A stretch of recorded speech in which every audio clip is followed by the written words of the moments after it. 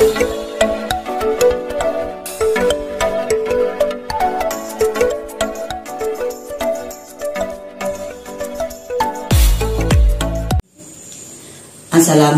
warahmatullahi wabarakatuh. Oke teman-teman, kembali lagi di channel Mama. Nih kebetulan dari kemarin itu banyak komen yang mengenai keseharian Mama. Dibilang Mama mengeluh, Mama kalau memang mengeluh begini begitu. Sebenarnya di sini real kehidupan sehari-hari di sini ya teman-teman. Jadi teman-teman tahu sendiri lah, kalau saya lagi anak-anak itu baik, ya otomatis saya puji. Kalau anak itu lagi berbuat salah, ya otomatis saya tegur supaya dia lebih baik. Seperti kemarin, Romsa lagi yang disalahkan, Romsa lagi yang dijadiin salah gitu, Lili sama Romsa gitu. Jadi gini teman-teman, seandainya orang yang salah itu didiamkan, ya itu bakal begitu lagi gitu. Bukan saya mengeluh, bukan, saya mengajarkan supaya anak-anak itu lebih baik gitu teman-teman. Kalau saya diam aja nurutin apa kemauan ODGJ, ya sama aja kayak mereka seperti di rumah gitu. Di rumah keluarganya nggak berani marahin. Sementara kalau di sini saya nggak marahin, tetap anak itu nggak bakal berubah. Jadi saya selalu tegur kalau salah. Tapi seandainya benar, seandainya dia lagi pinter, toh saya juga bilang, ayo Romsa cantik amat, ayo Romsa pinter amat, gitu loh. Jadi di sini kehidupan sehari-hari yang saya terapkan di sini itu saya memang kan teman-teman tahu sendiri, mau baik buruknya semua nggak ada yang ditutup-tutupin, semua ada real di video. Mau lagi ceria-ceria di video, lagi marah-marah di video, lagi baik di video gitu teman-teman. Dan di sini ada juga yang komen soal kemarin masalah banjir, bilang katanya kenapa ruang depan dulu, halaman dulu yang ditutup gitu, bukan rumah dulu yang bocor. Karena kita kan nggak tahu ya teman-teman, yang bocor itu yang mana, waktu itu kan cuman kecil, jadi masih bisa teratasi lah gitu. Nah setelah beres di depan, ternyata ruang tamu yang bocor. Nah setelah ruang tamu yang bocor diperbaiki, ternyata tukang bilang, Bu ini udah rapuh katanya gitu. Ini udah rapuh karena memang bangunan ini kan udah lama teman-teman. Jadi sebelum saya beli rumah ini kan bangunan udah lama, ya wajar lah rapuh gitu ya, karena memang bangunan lama. Dan asbesnya masangnya yang dulu tukangnya kata yang punya rumah itu nggak bagus gitu. Dan setelah seminggu beres di depan, barulah kamar, baru beres sehari ruang tamu, pas udah seminggu kamar gitu teman-teman. Dan setelah dicek ternyata itu kayu kropos, jadi akhirnya ambrol itu teman-teman. Jadi bukan saya mengutamakan halaman dulu, sebenarnya penting banget halaman, karena anak-anak itu biar nggak kehujanan, nggak kepanasan gitu teman-teman ya. Dan saya juga nggak menyangka kalau bakalnya di sini ngejebros, jadi maklum aja karena memang bangunan lama gitu. Seandainya tahu juga Bunia, kita nggak mungkin Bunia kita bangun di luar dulu ya. Iya, jadi gini, seandainya saya udah mungkin tadinya udah depan ini ngejebros duluan, saya mungkin ngebenerin yang kamar dulu gitu. Tapi ini kan setelah 1 minggu depan beres, baru kamar yang ngejebros. Dan setelah saya tanya ke tukang, ini mah memang kayunya yang udah pada rapuh, jadi memang harus diganti berikut kayunya. Dan di atas ini asbesnya tuh gampang rapuh teman-teman, karena asbes yang biasa ya, kata yang punya rumah asbesnya jelek gitu teman-teman. Jadi begitu teman-teman ya, saya nanggapin yang itu. Dan juga ada di sini ya teman-teman, ada yang komen juga katanya, betul daripada ngeluh terus jadi nggak ikhlas, sampai kemakan juga ngeluh, padahal banyak kok donatur yang ngasih banyak buat ini itu. Gini loh teman-teman ya, kalau untuk donatur, saya dari dulu kan selalu bilang terima kasih sama donatur. Terus ini, saya sebenarnya kemarin tuh nggak niat ngeluh teman-teman, nggak niat mengeluh. Dan sebenarnya ini bukan untuk mengeluh teman-teman. Kemarin itu saya bikin video itu ditujukan kepala BMT teman-teman. Teman-teman tahu sendiri kan? Dibikin video itu saya bilang Pak Sunohi, saya bilang gitu, karena memang kepala BMT itulah Sunohi gitu. Jadi video itu saya tujukan ke Pak Sunohi gitu.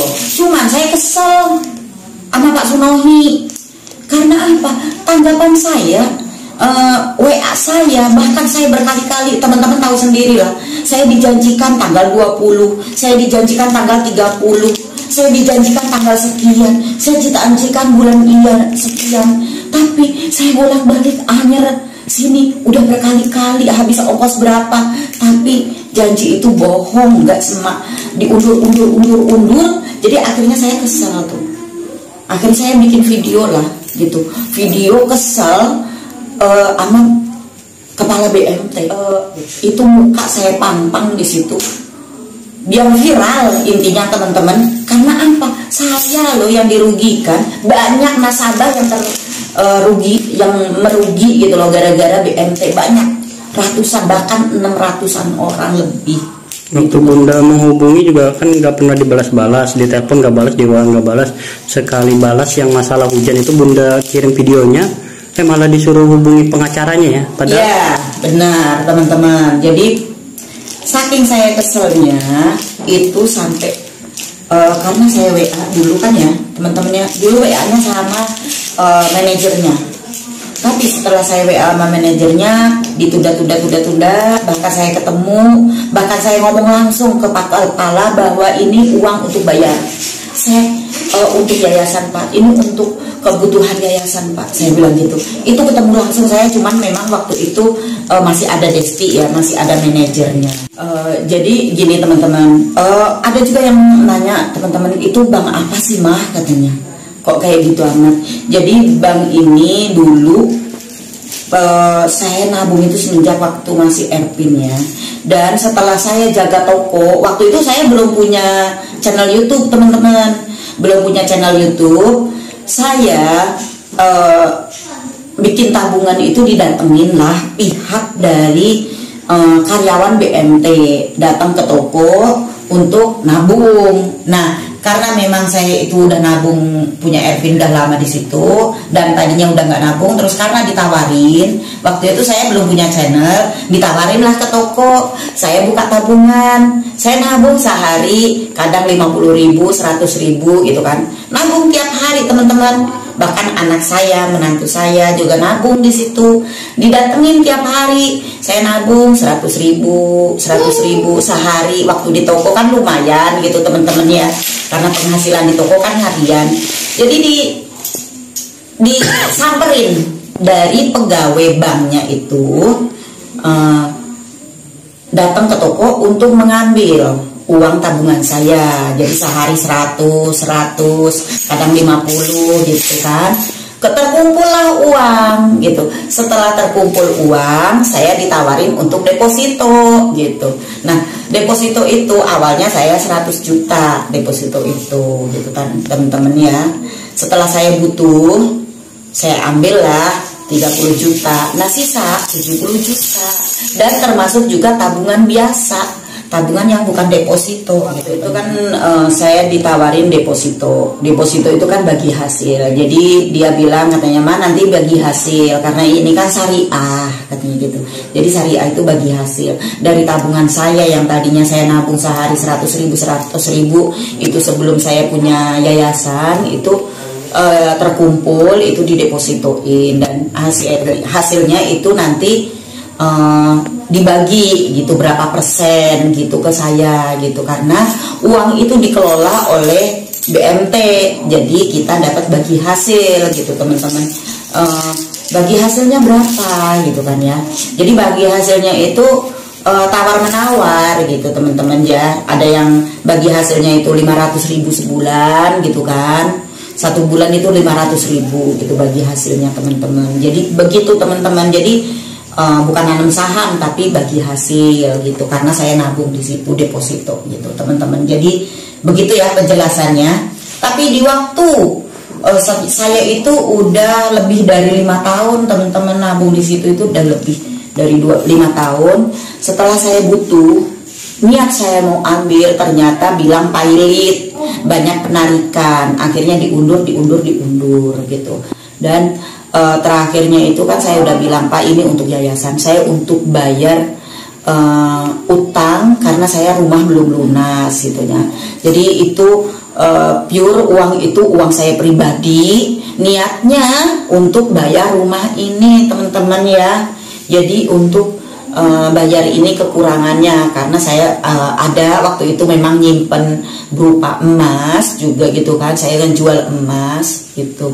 Jadi yang emas kan untung karena waktu itu kan saya simpen, jadi begitu saya butuh saya jual. Tapi yang di deposito itulah gitu. Jadi itu bentuk kekecewaan saya sama BMT. Makanya kemarin tuh kesel banget saya. Gimana sih namanya, kita lagi bener-bener kosong duit, tapi keadaan kayak gini. Jadi tadinya nggak mau ngeluh teman-teman, saya jarang ngeluh teman-teman. Jadi itu bukan karena saya ngeluh gitu teman-teman ya. Kalau penonton kan bilang katanya banyak ngeluh gitu kan. Saya bukan ngeluh, saya diem tadinya teman-teman, nggak banyak gimana-gimana. Cuman bentuk kejengkelan saya ke BMT, gitu teman-teman. Saya bikin video itu ditujukan ke Pak Sunohi teman-teman. Teman-teman kan tahu sendiri. Di video shoot itu kan saya menyebut BMT Sunohi itu. Itulah bentuk apa ya, kejengkelan gitu. Karena saya mengajukan berkali-kali nggak ada pencairan, jadi jengkel. Dan yang terakhir kemarin saya ngomong itu malah dibilangin kalau ada keperluan tentang uang BMT, saya suruh ngomong langsung ke pengacaranya gitu loh. Pengacara yang ditunjuk oleh kepala BMT gitu. Jadi mana nih, saya kan nggak ada urusan dengan pengacara, saya urusannya dengan kepala BMT, karena yang bertanggung jawab harusnya kepala BMT, bukan saya harus berhubungan dengan pengacara gitu teman-teman ya. Dan setelah banjir, saya kirimlah videonya ke Sunohi gitu. Ternyata jawabannya apa teman-teman? Saya bilang gini, saya udah berkali-kali saya WA nggak pernah dibales karena saking jengkelnya saya WA, saya telepon nih berkali-kali sama kepala BMT ya. Kepala BMT saya telepon nggak diangkat, nggak dibales. Terus saya kirim ini, terus saya berkali-kali telepon WA nggak ditanggapin dari bulan Desember, janji-janji terus. Saya bilang gitu. Dan ini saya kirim lagi videonya. Apa jawabannya? Secara umum apa yang saya sampaikan di grup mediasi hari ini, itulah kondisi real BMT saat ini Bu. Jadi itulah jawaban yang dapat saya sampaikan. Jadi saya suruh berhubungan sama pengacaranya kepala BMT. Kan secara apa, kan saya nggak ada urusan dengan pengacara gitu loh teman-teman, karena urusan saya dengan kepala BMT gitu teman-teman. Jadi itulah bentuk kekecewaan saya gitu teman-teman. Jadi ini ya teman-teman ya, yang bikin saya bikin video kemarin tuh saking jengkel. Dan di sini teman-teman ya, saya menjawab komentar yang julid, yang pedas di saya. Nih, betul, daripada ngeluh terus jadi nggak ikhlas, sampai kemakan juga ngeluh. Padahal banyak kok donatur yang ngasih, banyak buat ini itu. Ini dari Fitri Andatu, dari Fitria Andatu. Dan di sini ada yang lagi yang jawab. Ini dari dulu nih ya, Hani nih dulu juga pedes terus nih. Namanya Hani, memang dia sering banget komentar juga. Jadi ini menanggapi dari Hani ya teman-teman ya. Yayasan apa kok kayak penjara? panas, nggak ada jendela atau ventilasi seperti di oven, panas pakai kali. Panas pakai kali teman-teman, jadi bilangnya kayak di oven, panas pakai kali. Padahal sudah dijawab berkali-kali Bun ya. Iya, kalau itu dijawab berkali-kali teman-teman. Ini aja juga ada yang pakai simpanan uang mama dulu, ntar dikasih berkat sama Tuhan. Jadi gini ya teman-teman, untuk pakai uang mama pribadi itu kan selama ini saya juga pakai uang saya pribadi. Tapi kalau saya sekarang ini lagi nggak ada, uang pribadi saya ada, tapi untuk diambil diundur terus gitu, susah banget. Ini niatnya juga pakai uang saya pribadi. Kalau saya nggak nggak kejadian kayak gini, saya juga nggak mungkin sampai kesel sama BMT gitu teman-teman ya. Itu jadi saya dari dulu sering juga pakai uang pribadi saya gitu teman-teman. Tapi kalau ini memang saya benar-benar untuk pribadi sendiri ya, untuk tabungan saya sendiri yang kepegang sama saya nggak ada. Ada juga tabungan saya yang susah diambil ini teman-teman. Jadi itulah bentuk kekecewaan saya sama BMT teman-teman. Jadi bukan saya yang orang yang banyak duit suruh pakai uang pribadi. Toh semua juga waktu beli ini juga pakai uang pribadi saya ngejualin emas teman-teman ya gitu. Jadi bahkan ada juga uang Bang Hara gitu teman-teman yang dipakai buat bayar utang gitu. Jadi dan di sini juga ada ini, dan ini dari ini nih. Ini akibat suka merampas rezeki orang lain. Sekarang Allah rampas rezeki kamu pula. Tinggal sudah berapa bulan hujan, sudah berapa kali, baru kali ini bilang bocor. Mungkin orang yang nggak suka dengan saya wajar gitu kan, yang mungkin ngerasa gimana, entah gimana gitu kan. Orang yang, karena gini teman-teman ya, orang itu nggak semua orang suka sama saya. Biarpun saya berbuat nggak berbuat baik pun, berbuat baik atau nggak berbuat baik, pasti ada aja orang yang nggak suka sama kita gitu loh. Bukan saya aja, mungkin semua orang merasakan ya. Saya nggak pernah menyakitin orang ibaratnya, tapi kok saya disakitin orang gitu, wajar gitu. Tapi ini mungkin dari orang-orang yang nggak suka sama saya, mungkin ngerasa pernah. Ada gini teman-teman, cerita juga, ada orang yang datang meminjam uang ke saya, setelah saya kasih malah menjelek-jelekan saya. Jadi mungkin ya teman-teman, ini komenan dari orang yang kecewa juga sama saya, karena nggak cuma 1, 2, 3, 4 orang yang kecewa sama saya, karena ada yang mengajukan ini itu saya tolak gitu kan. Terus bahkan ada yang pengen ngikut tapi nggak tahu siapa gitu kan, pengen ngikut ke yayasan sini, ada nomor baru, bilang ada pengen jadi relawan, tapi saya juga nggak nerima karena saya kan nggak bisa menggaji orang.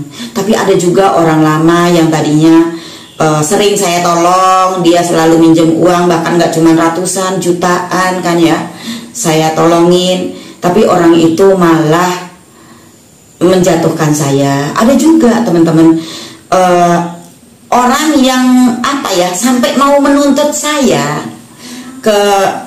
mau melaporkan saya ke kantor polisi, mau melaporkan saya ke Dinsos, itu karena dibilang saya melalaikan saya lalai tentang menangani ODGJ, mau melaporkan saya juga ke Dinsos, ke kantor polisi. Saya tangkapin, oke, laporkan saja. Kalau memang kamu mau melaporkan saya, laporkan saja. Padahal apa teman-teman? Dia nggak punya uang, saya pinjemin. Sampai sekarang pun nggak bayar. Gitu teman-teman. Jadi karena orang yang saya tagih itu akhirnya marah, saya nagih uang saya, marah, malah mau melaporkan segala apa itu, mungkin dari bentuk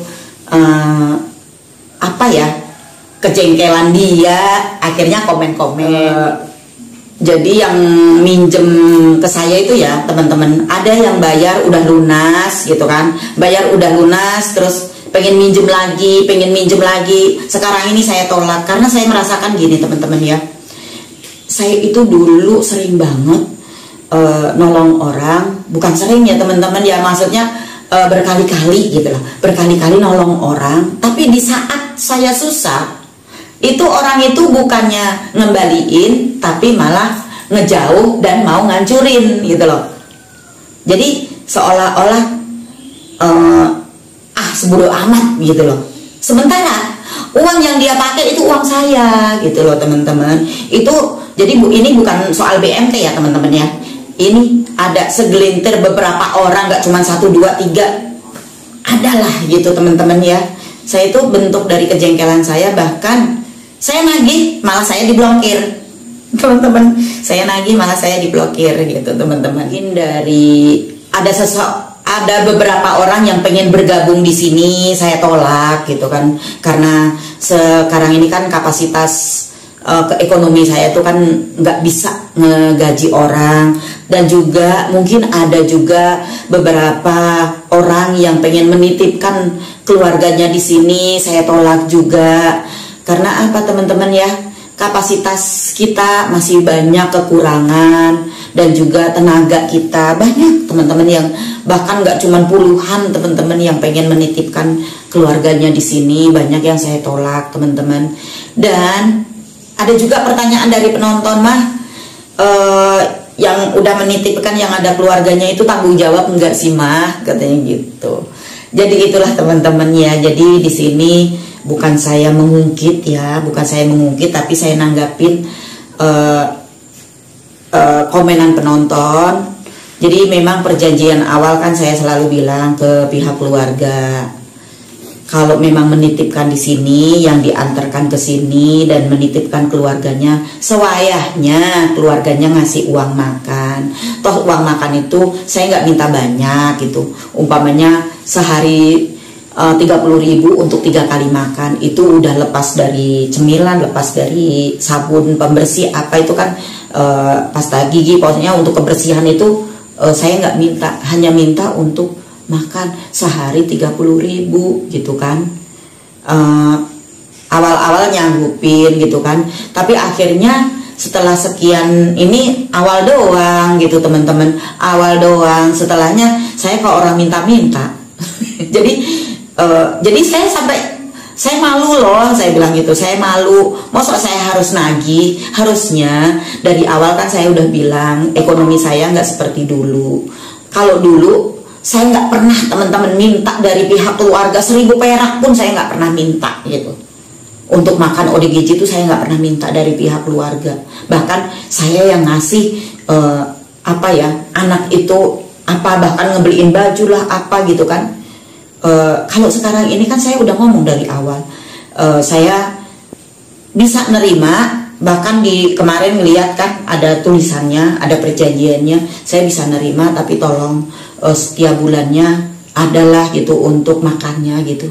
Saya nggak minta banyak teman-teman, mintanya cuma untuk makan, seandainya 10.000 sekali makan gitu doang.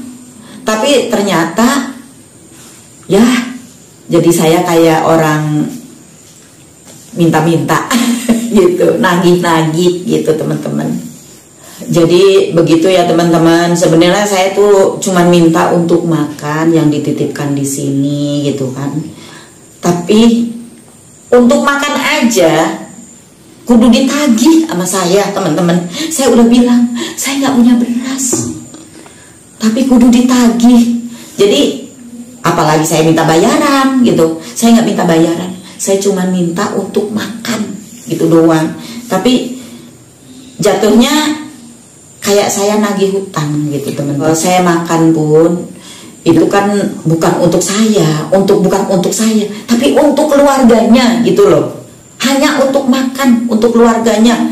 Saya nggak minta dibayar. Seandainya teman-teman ya, satu keluarga ngasih 1 juta, itu seandainya 1 bulan 1 juta, kalau di rumah cukup enggak itu, gitu loh, untuk kebersihan, untuk makan, untuk kebutuhan dia 1 orang, perawatannya gitu.